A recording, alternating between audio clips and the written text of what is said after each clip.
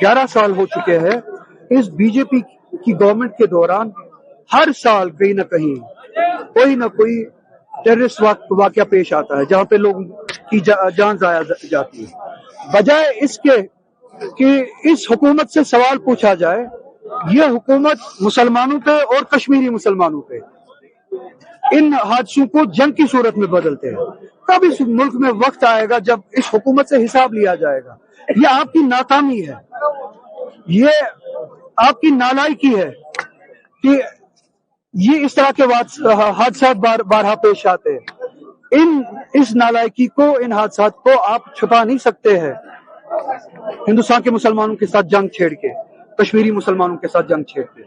अगर सबसे ज्यादा तनकीद का निशाना इस वक्त किसी को बनाना चाहिए था, वो बीजेपी की सेंट्रल गवर्नमेंट को बनाना चाहिए था। और अगर किसी को इस वक्त रिजाइन करना चाहिए था, वो उन तमाम ओहदेदारों को, पॉलिटिकल से लेके नॉन पॉलिटिकल, एडमिनिस्ट्रेशन में, पुलिस में, सिक्योरिटी ग्रिड में, उन सभी को इस्तीफा देना चाहिए था जो इन पोजीशंस पे बैठे हैं, जिनकी जिम्मेदारी हमारा तहफ्फुज़ है। रैली में आपके पोस्टर्स भी देखे गए और उनको एक मुद्दा बनाया गया आपकी बात करने का कि आपने उस तरफ इशारा किया है। पोस्टर्स कब देखे गए? पीडीपी की रैली में या बाकी रैली में?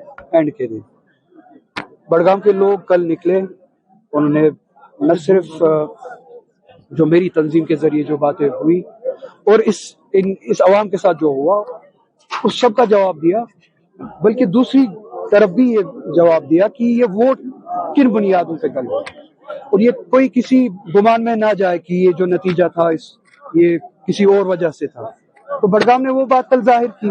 अगर लोगों ने वो बात बताने के लिए पोस्टर खड़े किए, उसमें मेरी कहाँ पे गलती है? अगर लोगों ने नारे लगाए तो उसमें मेरी कहाँ गलती है? कश्मीर के लोग, इसी तरह से बड़गाम के लोग, सोच और समझ रखने वाले लोग, अपने वोट के मालिक है, अपने शऊर के मालिक है। ये अपने शऊर से फैसला लेते हैं, ये अपने फहम से फैसला लेते हैं। इनके फहम को, इनके शऊर को इतना छोटा नहीं करना चाहिए अपने सियासी मफाद के लिए।